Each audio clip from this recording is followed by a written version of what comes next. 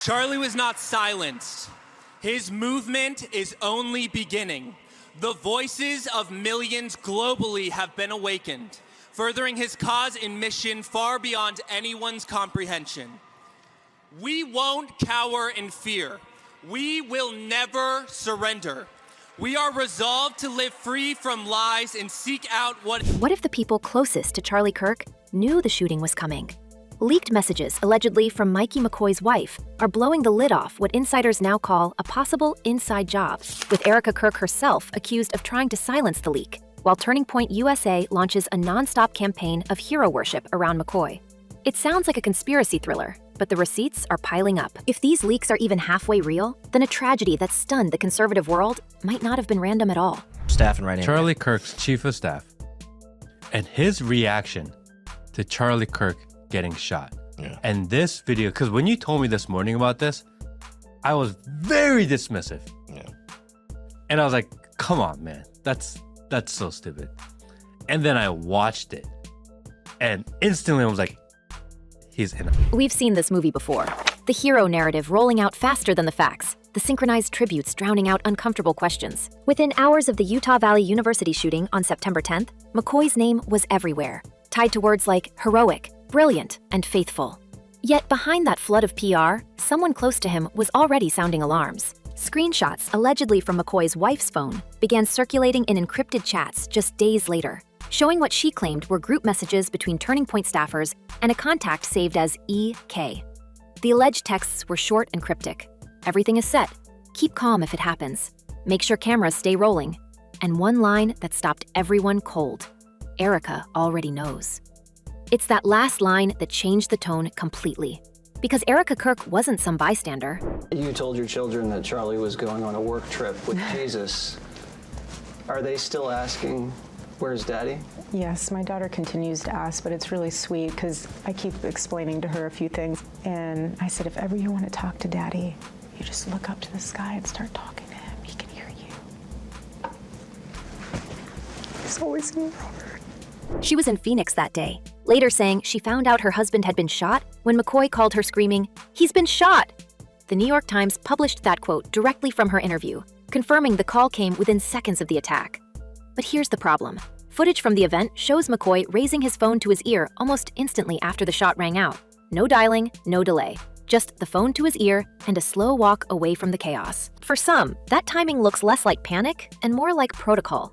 Andrew Colvett, executive producer of The Charlie Kirk Show, called those theories an extremely disgusting attack, insisting McCoy was just in shock and had lifted his phone out of reflex. Yet even that defense deepened the confusion. If McCoy wasn't on the phone, how could Erika have heard the news seconds later from him directly? Two accounts, both detailed, cannot be true at once. Either Erika exaggerated the call, or Colvett's denial was damage control. We can't confirm which, but the silence from Turning Point's leadership since that contradiction emerged has been deafening. Picture this. The world mourns a national figure, while the inner circle rushes to produce glossy tribute videos. Less than a week after the shooting, McCoy is back on stage at Liberty University's convocation, standing exactly where Charlie Kirk was scheduled to speak, giving what sounds eerily like a eulogy rehearsed long before tragedy struck. The first time I met Charlie was when I was driving him and his then girlfriend Erika to the airport after he had spoken at my father's church. The entire car ride, he was grilling me on Aristotle, Socrates, Plato, American history. At the end, he said, "Don't go to college, come work for me instead." He praises his fallen mentor, urges students to be like Charlie, and introduces phrases about hope and courage that echo through Turning Point's new branding. Students interviewed afterward called McCoy's composure inspiring. But some online noted how quickly that tribute appeared, complete with edited footage and professional graphics. It looked seamless. Maybe too seamless. Then there's the strange summer trip. McCoy's wife, Eliza, posted that it was their first ever family vacation with the Kirks, a few weeks together, captured in sweet behind-the-scenes clips. Those same clips resurfaced days after the tragedy, becoming Turning Point's official mourning montage. Hello, everyone. My name is Mikey McCoy. I had the unique honor, blessing, and privilege of a lifetime to not only call Charlie a precious friend, mentor, but to travel with him literally everywhere. Candace Owens asked the question out loud. Why were the McCoys the ones filming the Kirk family's intimate moments instead of being in the photos themselves? Was it sentiment or foresight? The internet didn't take long to connect that curiosity with the alleged group chat messages referencing rehearsals and camera angles. 4 days before the Utah event, McCoy filmed Charlie on a trip to Korea, saying it was the first time he'd ever mic'd him up outside official shoots. That detail came from McCoy himself in a podcast appearance. Within the week, that footage became the last professional-grade video of Charlie alive, circulated endlessly after his passing. To some, the timing is coincidence. To others, it feels staged, especially when paired with those leaked messages mentioning, "Make sure cameras stay rolling." After the supposed leaks went public, Eliza McCoy's online presence vanished overnight. Her social accounts deleted, friends locking down profiles, no statements from anyone in the McCoy family. Meanwhile, Turning Point USA doubled down on its messaging. Daily posts celebrating the heroic Mikey McCoy, podcasts emphasizing his faith, interviews portraying him as the loyal son figure to both Charlie and Erika. What we didn't see was any legal action against the people spreading the leaks. No cease and desist letters, no official rebuttal, just a campaign of praise that drowned out the noise. When public relations replaces answers, people start assuming the worst. Then came Erika's turn in the spotlight. In multiple interviews, she repeated that phrase, "I want to see what they did to my husband." Not him, not the man, but they. She told Fox host Jesse Waters she didn't believe in coincidences when asked about the timing of the shooting during a debate on trans violence. Those words only fueled the speculation she was trying to stamp out. Because if she doesn't believe in coincidences, what does she believe happened? The pattern is familiar. First, outrage and grief, then tributes, then silence. And when silence no longer works, distraction. Turning Point launched its Freedom Uncensored Summit weeks later, featuring McCoy as a headline speaker. Toast. But she didn't call for war. Erika did not call for war. In fact, she did the exact opposite, which is what was so stunning. It was unbelievable. The forgiveness that she granted, the strength that it took for her to call for that forgiveness, it's just unmatched, and it really made a difference. And I was being serious when I tweeted that I think it was the most consequential speech in American history. He spoke about courage, about fighting bitterness, and about the dangers of hopelessness among Gen Z. Nowhere in that speech did he mention the investigation into the shooting or the leaks swirling online. Not once. It was as if the questions themselves had been erased from the record. We can trace the contradiction in real time. Erika says McCoy called her immediately. Colvett says he didn't. The footage supports Erika. The organization supports Colvett. Somewhere in the middle lies the truth, and whoever holds it isn't talking. The FBI's statement remains narrow, focused only on the accused shooter, Tyler Robinson, a 22-year-old student. No mention of accomplices, no exploration of motive beyond personal radicalization. But that's precisely what makes the online rumor mill so explosive. Because when official answers stop short, unofficial ones multiply. And now, the newest twist lands squarely on the organization itself. Whenever the authority says something and not prod any further. We can't allow that to happen here. I won't allow that to happen here because this something terrible has traumatized the world, okay? And I feel as though when it comes to this, the media, the government, the talking heads, everyone is confusing us about what actually took place. Multiple insiders claim the internal Slack channels at Turning Point USA were wiped the day after the tragedy. No explanation given. The same day, McCoy's convocation video dropped, and the official account posted a message reading, "Hope lives on through those who act with courage." Convenient timing, some say, given the phrase, "Courage is hope in action," was lifted straight from McCoy's speech. That kind of symmetry doesn't happen by accident. While the public narrative paints McCoy as a young leader stepping into the void, whispers suggest he was following a script prepared well in advance, one that replaced Charlie's voice without missing a beat. Whether that script was metaphorical or literal remains the question. But the overlap between leaked messages, rehearsed tributes, and instant media coordination is hard to ignore. What we're left with is a growing gap between what's being shown and what's being hidden. Erika Kirk rises as the new CEO, calling for transparency in the upcoming trial, even as she reportedly pressures insiders to stay quiet about her husband's final days. Mikey McCoy continues to appear in tightly managed interviews, never addressing the leaks, never acknowledging the footage of his phone. And the one person who might have explained everything, his wife, is nowhere to be found. If those leaked messages are authentic, they suggest advanced knowledge inside the very circle now shaping the narrative of faith and courage. For information, to research, and to investigate, and nothing is making sense. Now, it could not be making sense because we've not arrived at the conclusion. The FBI, I will say, has recently come out and said they're looking for another person. Good, because what we have so far obviously cannot be it. I feel, I was If they're fabricated, they still expose something real, a machine quick to control emotion before truth catches up. The timing, the wording, the silence, every piece fits too neatly. And as the tributes keep coming and skeptical accounts keep disappearing, one question refuses to fade down. Who else in Charlie Kirk's orbit might have known what was coming? And how far does this coordination really go? Now, let's pull the threads. Erika Kirk's lightning-fast promotion to Turning Point USA's top seat just weeks after the tragedy has insiders whispering about timing and ambition. Sources close to the organization say her ascension was discussed even before the funeral, and that several longtime staffers who raised concerns about optics were quietly replaced or sidelined. On paper, it looked like a seamless transition, the grieving widow stepping into her husband's legacy. But behind closed doors, it reportedly sparked a silent purge. Those who questioned the official timeline of events, we're told, found their access revoked, or their roles suddenly restructured. Candace Owens, once one of Kirk's closest allies, poured gasoline on the fire when she revisited old texts that Charlie himself allegedly sent her years ago.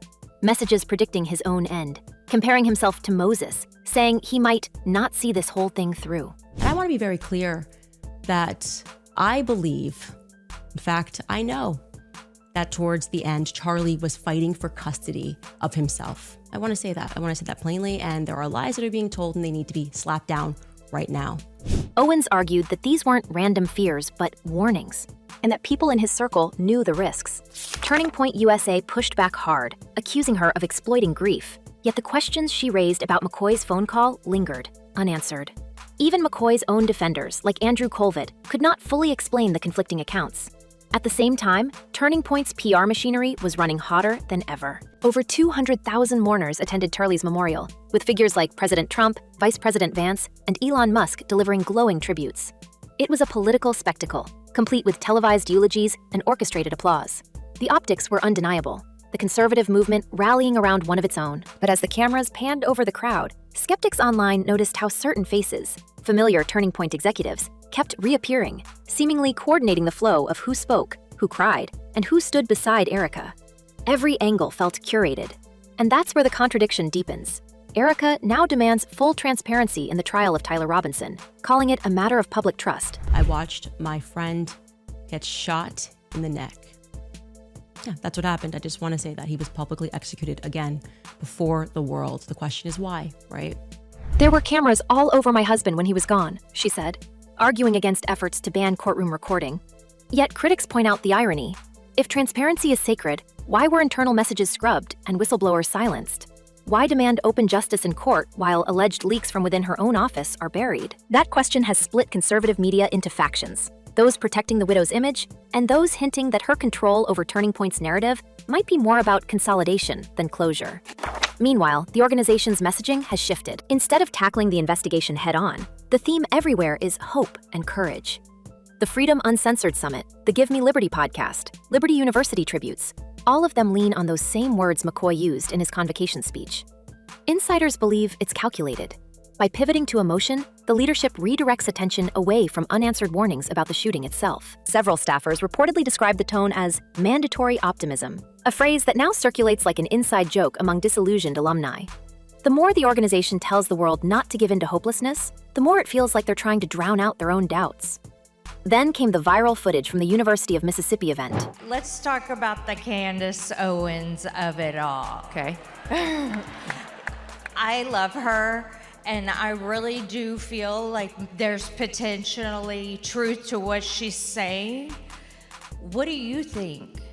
Is there something nefarious? Erika Kirk's embrace with Vice President J.D. Vance, her hand through his hair, his hand on her waist, dominated social feeds within hours. It might have been an innocent show of solidarity, but the internet turned it into something else entirely. The images collided with rumors of tension in Vance's marriage and claims from author Shannon Watts predicting that Vance will amendment divorce and marry Erika by the end of 2026. Neither party has addressed the speculation, but political strategists admit the optics are combustible. Erika insists the embrace was faith-driven, calling Vance a dear friend who reminds her of Charlie. Still, the footage has become tabloid fuel, suggesting that alliances within Turning Point may now extend beyond the organization's own hierarchy. For some, that public closeness only reinforces suspicions of a coordinated image campaign. a widow reframed as both mourner and torchbearer, someone who can stand beside powerful men while protecting a brand built on her husband's legacy. Others say she's simply a woman trying to survive impossible loss. But even that narrative gets complicated by whispers that McCoy and Erika remain in constant contact, managing public messaging together. It's hard to ignore that McCoy's father, Pastor Robert McCoy, called him heroic. On the same weekend, Erika's office began sending internal memos banning staff from engaging online with conspiracy content. Candace Owens hasn't backed off. In her latest broadcast, she connected Charlie's prophecy texts to the leaked messages allegedly from McCoy's wife, claiming that both point toward foreknowledge of something major. She even suggested that the way Turning Point coordinated its tributes, the memorial videos, the rally speeches, the social media flood, looked more like crisis management than spontaneous mourning. Turning Point has yet to issue a formal rebuttal, relying instead on influencers to frame Owens as unstable or opportunistic. But viewers are split. Each attempt to discredit her seems to bring the old footage, the phone call mystery, and the leaked texts back into circulation. Meanwhile, Erika continues her campaign for visibility. In interviews, she calls herself unafraid, speaking about faith and perseverance. Yet her own words keep echoing strangely against the backdrop of secrecy. "There's nothing to hide," she told Fox News, referring to the trial cameras. That phrase, "nothing to hide," has since been dissected endlessly online, especially by those who remember her alleged messages to McCoy's wife, urging her not to go public. We can't verify the texts, but their timing, coming right before the leaks went viral, makes the story impossible to dismiss.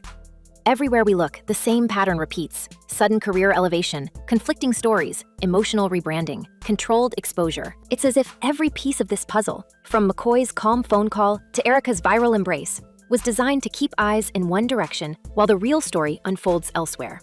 Even within conservative circles, donors have started asking questions about finances, about who really runs Turning Point now, and whether the organization's original mission has quietly shifted from activism to preservation of image. And still, the old prophecies hang over it all. And he was publicly executed. I want to make that clear. Charlie Kirk was publicly executed before the world. And as we are all searching for answers, the ones that are being supplied to us are not making a lot of sense. And some people, I would say, are speaking too much, are speaking on behalf of other people. Charlie Kirk once wrote that he might not see this revolution through. Was that divine intuition, paranoia, or something more grounded? A warning he shared with the people now shaping his posthumous narrative? We don't know, but we do know this. Every time new evidence surfaces, the response is silence. And silence, in scandals like this, is rarely neutral. As suspicions pile up, from the erased messages to the curated tributes, from the vanished whistleblower to the widow's expanding influence, one conclusion feels inescapable. The truth about what really happened that September afternoon may be buried far deeper than anyone imagined. So we have to ask, is this all coincidence, or are we watching the greatest political cover-up in modern conservative history? Drop your thoughts below, because this story isn't over. We'll be watching, and when the next piece breaks, you'll hear it here first. Stay curious, stay sharp, and until next time, keep your eyes open.